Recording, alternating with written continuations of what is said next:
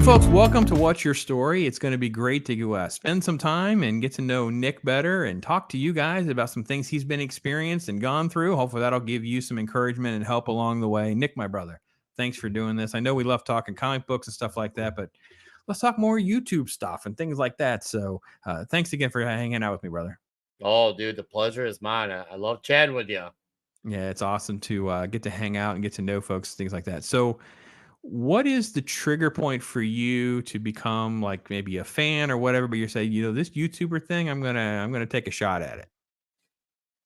Well, when I first saw Eric July's videos, I got hooked and I was like, man, this is awesome stuff. I got hooked. I was watching those videos relentlessly for like a year.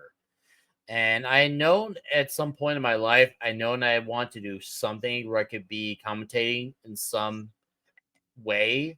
I just wasn't sure how, when, where, what capacity I wanted to do it. Like I was involved in a music-based company many moons back where I got to go to live shows and review the show the day after. And a lot of times, the bands who played the show would post it on their social medias.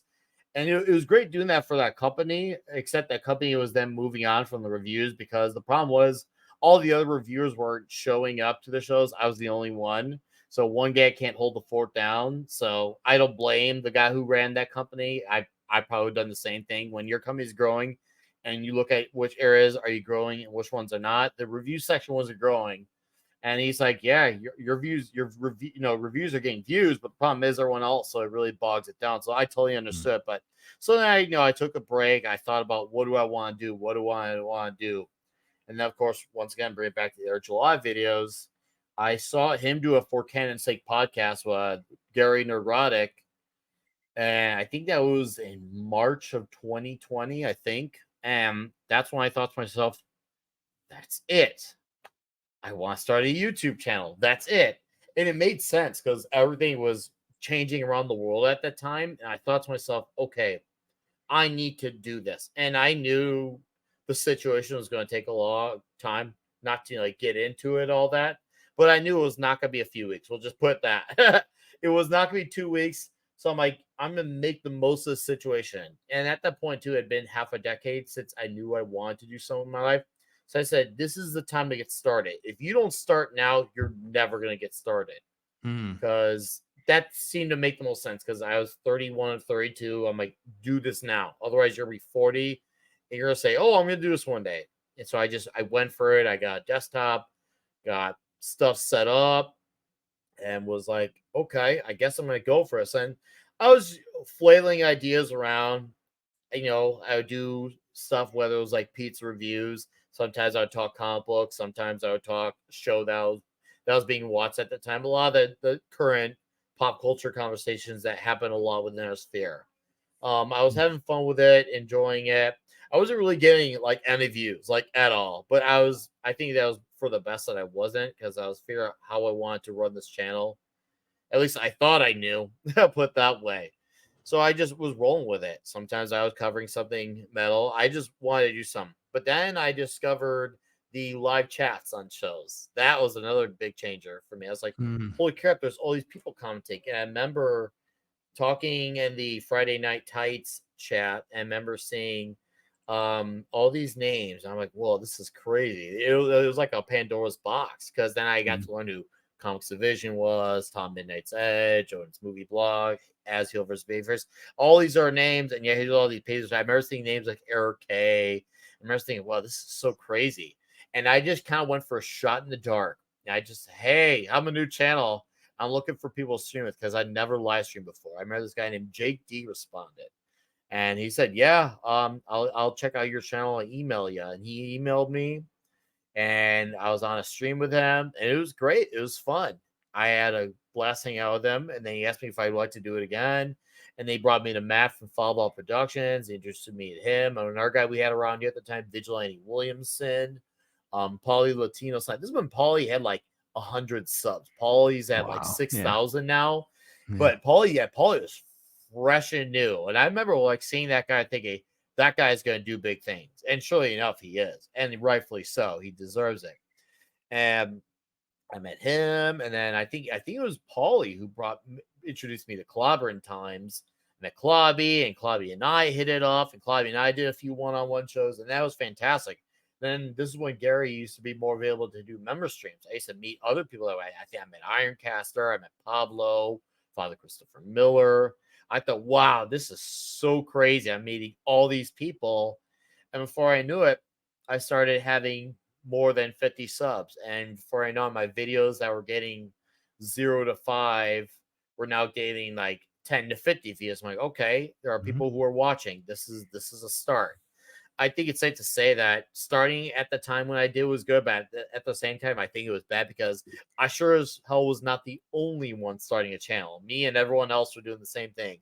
But it really started to take a big, sharp turn right when I knew this guy. He had a channel called Real Review 3000. His name is Chris Knight. He was doing a weekly roundtable show on The Mandalorian season 2, and this was before the big celebrated Luke comeback. I thought, okay, yeah, I'll message him. This is a shot in the dark. He might say no or who the hell are you, but he responded back saying, yeah, I'll have you on the show. And I showed up for about half of the episodes to talk about them. And I remember the first one I was on there. I remember I saw Comics Division was on the panel, and I immediately shut off my camera. I thought to myself, what the hell is he doing on this? It didn't make any sense because I was used to seeing him on Friday Night Tights. I was like, okay, Nick, play it cool. You got this. You're gonna own Mhm. this. And I did. I played it cool, and then the show ended. And I thought, okay, cool.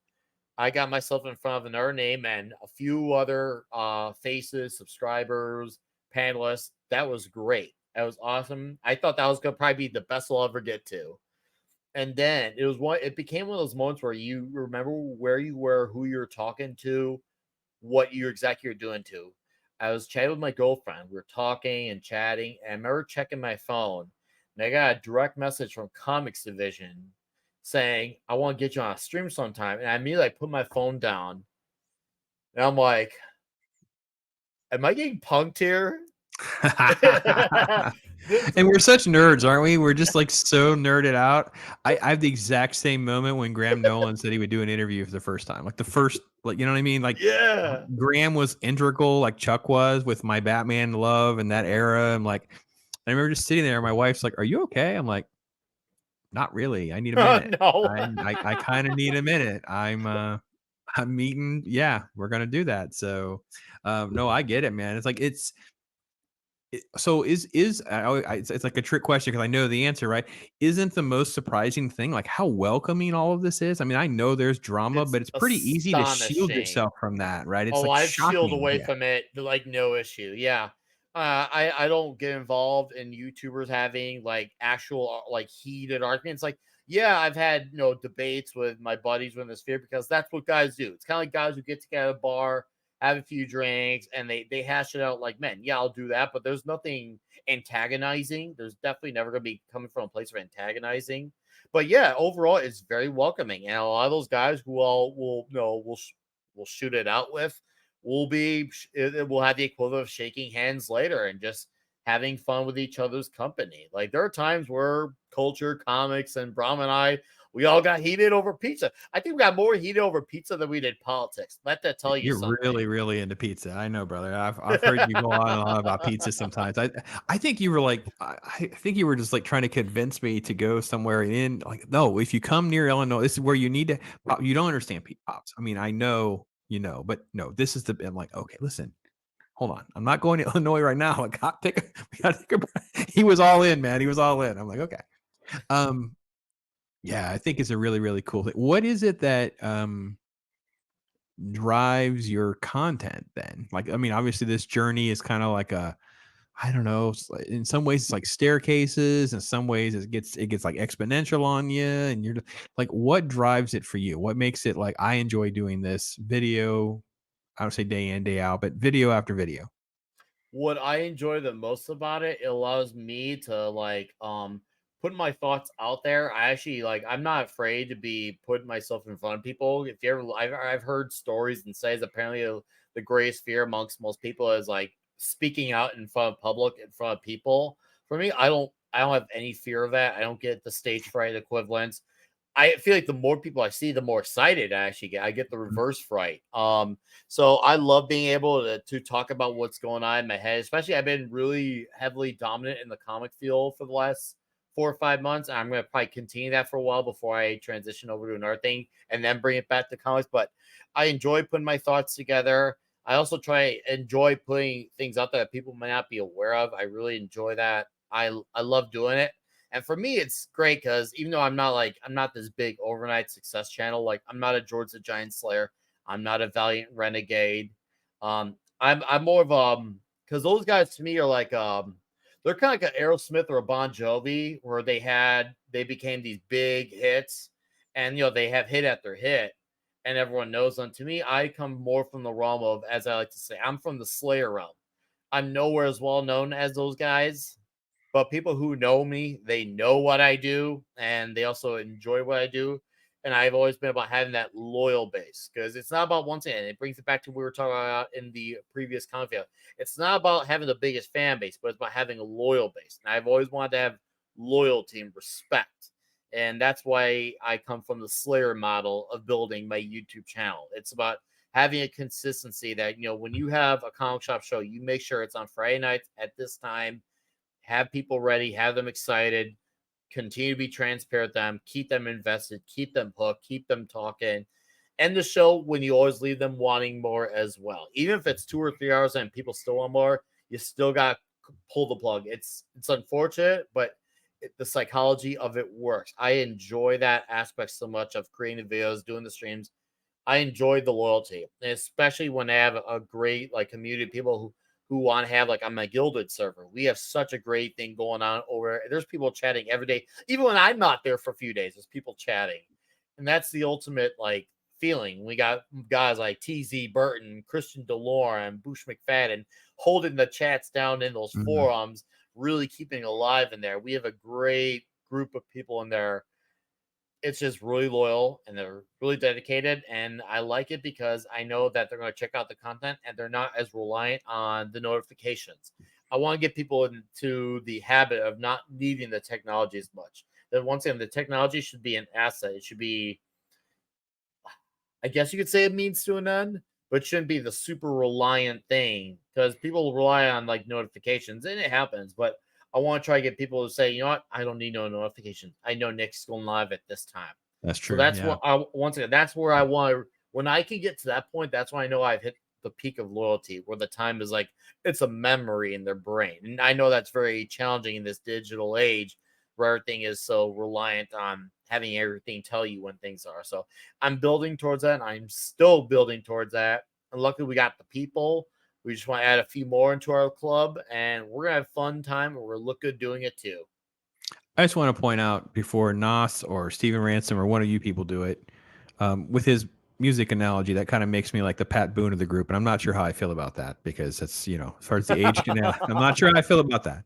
But I'm like the old guy who'll watch just about anything. And everyone's like, I don't know if I want to watch that or not. I wonder what Pop said about that. That's pretty much how I am. I'm like, I'm that guy, It's like, I got you. I got you. So, what do you say to that YouTuber, right? The guy that's sitting at 70 subscribers, dabbled with all three of the different types, shorts and live, whatever, it doesn't matter.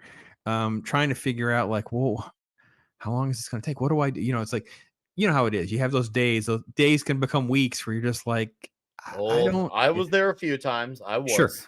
What do you say to that person to give them a little bit of encouragement? Keep grinding it out. You're gonna have tough days. I had many of them. I had so many of them. I remember what it was like when I had no one watching a video. I remember what it was like when I had no one watching a stream. Just learn your craft, learn what you want to talk about, be good at it, be very good at it, and get yourself in front of many people. You definitely got to play Mm, the field of dreams. If you build it, they will come. Build in our place, especially with the way YouTube is formatted. They're not really prioritizing creators. So get yourself in front of as many people as possible. Learn how to talk with people and communicate with them and engage with those other panelists. Before you know it, when people in chat see that you know how to engage with other creators, they're like, okay, what's going on? That's guy's corner. I got to check out more of what he's doing because he seems very thoughtful. He seems very engaging. And to me, you want to keep people engaged. That's a very big thing. So be good at what you talk about. You don't have to post all the time. I would say also try one thing, whether it's live streams or videos. Even link up with the panels for a video. There's lots of Mhm. panels who will link up for a video. Try one thing first, because as fun as the streams are, apparently I hear, and I can't prove it, but apparently they do bog down algorithms. And if you're one of those guys who cares about that type of stuff, try one thing like the videos. I would say just keep nagging at that and see what works for you. Are you someone who works best with the camera on? Are you someone who works best with the camera off? Are you someone who works best with bullet points? Are you good at going for the top of the memory?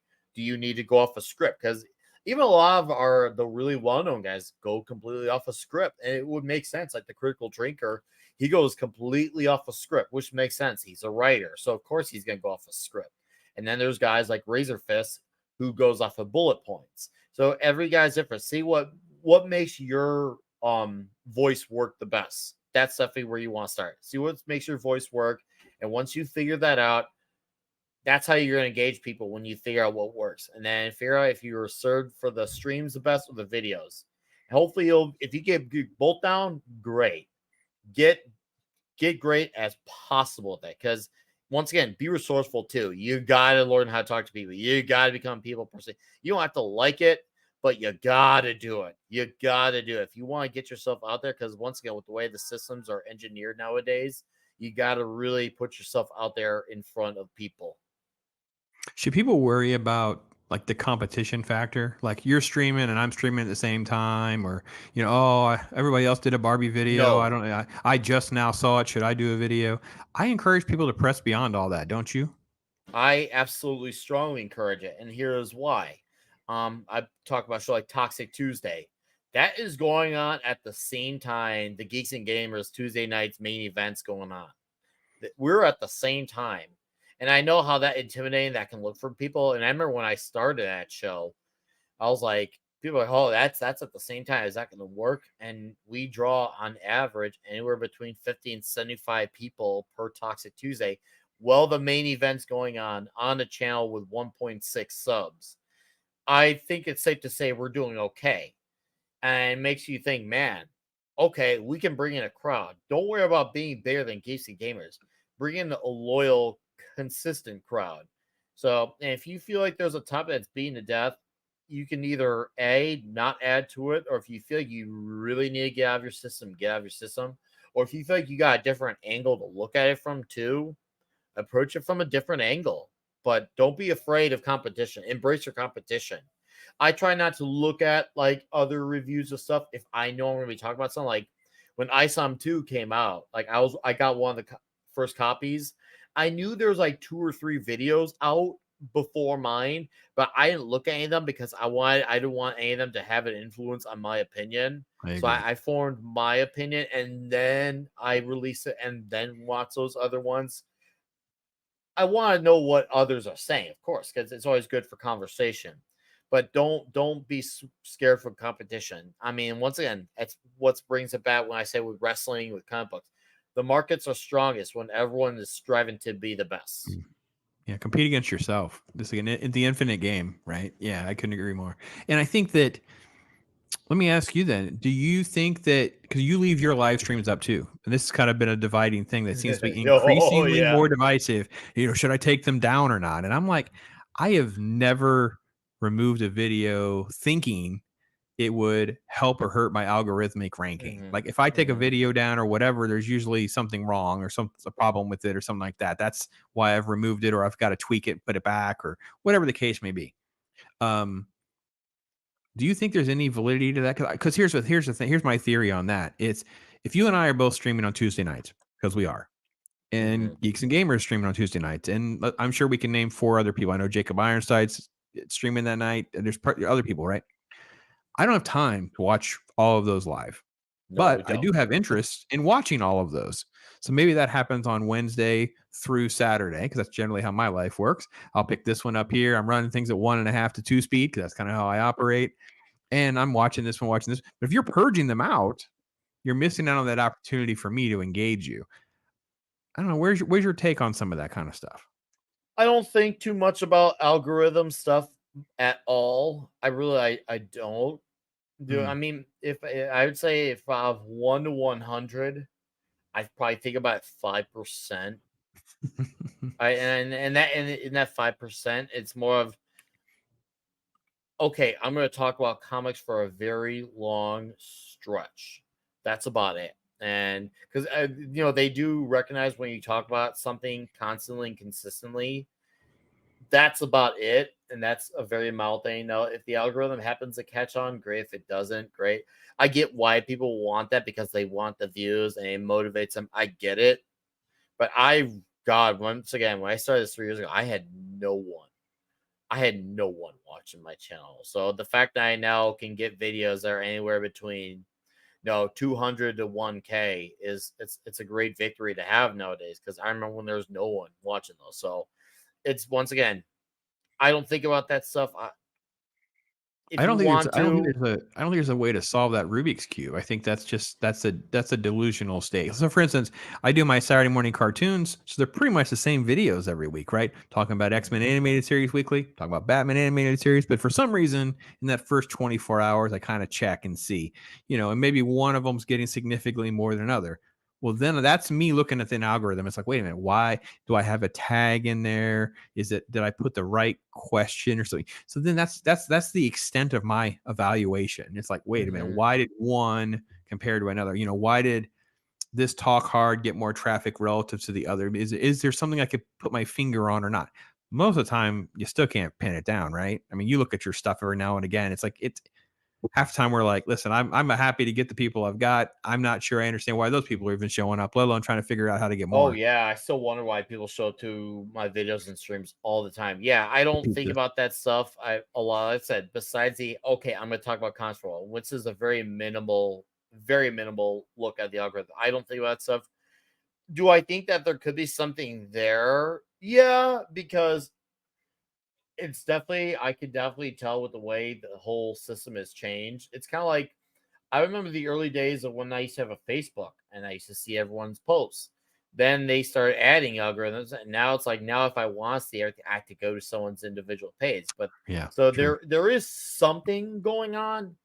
I don't know exactly how it works because they don't put it out there, but there's definitely something going on. So I don't know how damaging or undamaging it is. And there is shadow ban because I remember what book was it from Graham Nolan? The Ghost of Matakupa Key. The Mm. only way you can find it, it's not listed on Indiegogo. You have to actually have the link to go on there. So Yeah, Mike Barron. Yeah. oh yeah, there's stuff with Mike Pitt. Yeah, they So there buried Mike Barron, is yeah. oh I know there is stuff going on, but I also come from the strike me down. I'll become more powerful than you can imagine. I don't let that weigh me down. Like, yeah, it's annoying. Yeah, it's unfortunate, but you also have to be aware of what you're signing up for. If you're willing to pillage through that the best you can, then great. But you can't definitely constantly complain if you know what you're signing up for. Yeah, and you can't live your life, let alone run a channel by putting your finger in the air trying to figure out which way the wind's blowing. The algorithm is not transparent, so it's not like I even understand. We understand the rules the best we can, but you can't get yourself bent out of shape thinking that the cards are always stacked against you. I think sometimes we're caught up in the wave of whatever's happening above us and around us. It's like it's not a personal thing, I think. You know what I mean? Yeah, Yeah. it could be not be personal. I don't know. I don't think there's anything personal, but once again, there's definitely something going on. I think it's just people get bored and they want to mess with things because we also what happened with Twitter and we also the tampering Mm, going on there. But once again, we don't know how it's going on YouTube. I just yeah. think it could just be a bunch of incompetent workers who think if I make this change, this will do that. I don't know. That's just a guess. That's all speculation. I have nothing to prove or disprove. Don't think about it unless you're really that committed. Because I do know some guys who do think about it and they have had some success. And hey, great for them. Honestly, I don't know if that's the algorithm working and them just being good at what they do. I like to think it's just them being good at what they do. Mhm.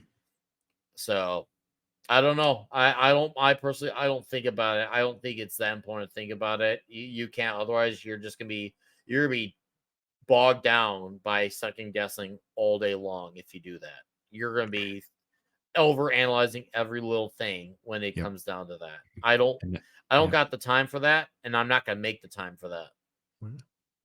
What's some of the best advice somebody gave you about doing this? The best advice that I've not done well on following. Stick to one thing, I hear. And I'd say I do think there's some legitimacy there. I do think if there's one algorithmic thing, I think that's definitely a reality because people do go to you for a certain thing that they expect out of you. That's definitely true. I could see someone make a very different video and it gets no traction on. And I think it's because there is definitely truth that because YouTube sees that, hey, okay, if you keep talking about, I don't know, cartoons, and then all of a sudden you post a politics video, but the algorithm detects that you mostly post cartoon videos, and now you post a politics video. No one who's deeply invested in politics is gonna care about your cartoon video as far as Yeah. recommending. So there is definitely a truth there. I will say I've not done the best with listening to that advice, but I could definitely see the truth in that. There's I'd definitely push truth back. in that. I'd push back against that. You have a I Venn diagram going, right? Because you have, it's movies and TV stuff and comic book stuff. There's an mhm. overlap that's obviously there, and then There's most of the other stuff I definitely see you some doing, overlap. it's an exception. It's an extension of who Nick is. It's Nick Mhm. being a metalhead. It's Nick having pizza. It's that's the extension of Nick. I couldn't agree more with your analogy, though. If you're out there doing pop culture stuff, and then all of a sudden you start putting political or religious thing on that same channel, yes, the algorithm, but that's not what those people signed up for, right? Like that's the complaint Mhm. you'd have if you're a subscriber to Rolling Stone magazine, and next thing you know, it's like they don't talk about music anymore. They're just writing about politics and social justice and what. I'm like, I'm here for like you talking about bands and records and yeah, that's the exact same thing. So I don't. Yeah, isn't it weird that's yeah okay yeah we Yeah, agree a lot it's more than we really disagree. That's for it, sure. it it's really odd, how the algorithm works that way. Why can't just choose to work a few different ways, especially with how advanced technology is. But so my thing is, okay, what I'm gonna do instead to work around it. Once again, this is my minimal algorithmic thought is I'm gonna talk comic books for a long while in a big sporadic way because I remember Eric July for a while was talking politics, but now he's been on his big comic kick. And I'm sure down the line I'll get on a big metal wave. And then I'll do that. And then after that, I'll come back to comics. So, and I will keep Toxic Tuesday as my one movie thing, Mhm. as my movie thing. I will keep it exclusively and strictly as that. So Gotcha. that is like, okay, here's how I'm going to do that in that format. That's where it starts and stops. But I know guys like Razor Fist, he just posts whatever he wants. And well, I think it helps that he happens to be good at what he does. And he has everything. He has a gaming stream he does Friday nights. He has political videos, he has comic book videos, he has metal videos. He does cover all those bases. And those are all vastly different things. I mean, you could argue that there's a little bit of similarity with the comics and the movie stuff, but politics and gaming definitely are like Yeah. they're definitely far. So I mean, you could be if you're as good as like the Rageaholic, hey, go for it, man. Because he's a rare specimen of man. He's a rare Yeah. specimen of man. Yeah. Yeah. What is one of your biggest regrets in your YouTubing journey so far? My biggest regret, probably how bad my thumbnails were in my early videos. I would say that would probably be like I learned from it obviously, so I don't know if you want to call it that much of a regret if I was learning from it, but it was definitely big mistakes I was learning. Um, there's definitely times where I wish I could have articulated, thoughts better. There's definitely that, but to be fair, I think every creator, even the best one, says that. There's definitely mistakes. I'm like, man, that's a mistake there. And that could be a personal thing because I'm sure all of us have that. Oh, I wish I had said that better. I wish I had not gone on as long about this or went on more about that. We Mm, have that. I definitely have that. Probably my if I had to, man, I think my only actual regret is not starting sooner because I enjoy mm, this so much.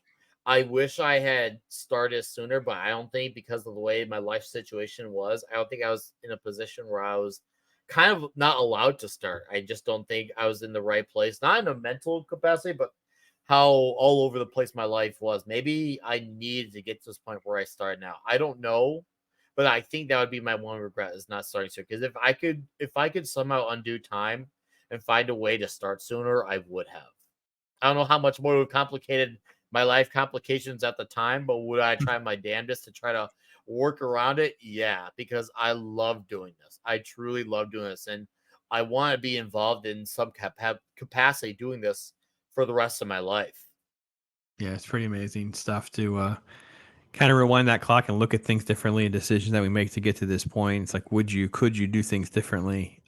Tricky, very tricky. How do you balance time? How do you balance the job and relationships and all that stuff? Because that's the ultimate of the challenges, is right. How do It's you the fit this Spider-Man in? challenge. Yeah, It's the it is. Spider-Man challenge. It's power and responsibility. That's Mm-mm. it really is the Spider-Man challenge of power and responsibility. You have the responsibility to fulfill these other things in your life around it. You had the it reminds me of that homecoming scene where he was holding on to the ropes to keep everything together. And every day is like that for me. I'm trying to keep a household together, and I gotta make sure everyone at home is happy and make sure the work life is everything stable so I can have that job to bring in the income, not only to just live here, but to keep doing this.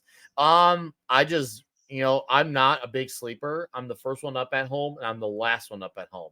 So I have anywhere between 18 to 21-hour days every day. So my sleep schedule is 3 to 4 hours. I'm not gonna say I recommend that way of living because I know not everyone's wired that way. But I just grind. I just keep at it. I just stay inspired. I make sure everything at the house is in order, at least the best I can. I can't say I succeed all the time, but I definitely try to make sure I do better every day at it, and then make sure I can contribute to YouTube. You have to figure out what works for your schedule. For me, my way of works is sleep less and get as much done as possible. Some people need to sleep more in order to get things done. I'm a sleep less to get everything done. I want to be the type of guy that when I'm 60, 70, I want to be able to continue to be the first one up in the morning and be the last one up at night. And that's obviously easier said than done. But that's something I'm striving for. That's something I want to accomplish and say, yeah, girls, look at your dad. Your dad did this. So don't complain when you're 20 saying this is tough. Look, I'm doing this at 60 and They 70. still What's up? they're still gonna complain, Nick. My They're kids are going to. just Oh, they're going to. my kids, I kid you not. I wish I had a camera. And for all of you in chat, you will know 'cause I've talked about her. In front of Mrs. Pops, I Yeah. kid you not, 20-year-old.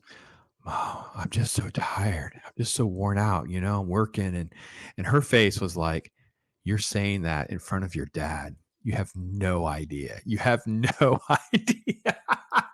Her face was the best. I didn't say a word, but I just thought to myself, "Ah, you sad little children. Little do you realize the life, the 18 hours that you do when you're doing a full-time job and you're YouTubing and you're grinding and thinking about all the other stuff that needs to get done." Nick, this has been amazing. I thank you so much for being so transparent, honest with everything like that.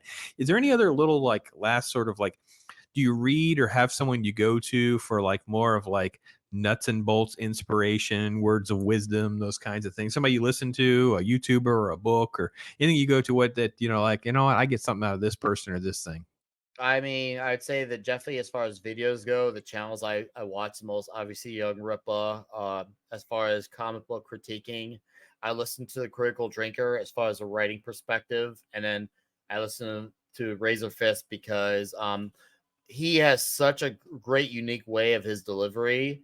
Obviously, I'm not that guy who could talk on speed the way he does, but if I can at least deliver a joke anywhere as clever as he does. So I'd say those would be my go-to channels as far as influence and inspiration. And then of course I go to my stories that I've grown up with to keep my life balanced at okay, I'm still gonna push through. I still go back to my action movies because a lot of those action movies that we talk about Toxic Tuesday, they're about guys who overcame adversity.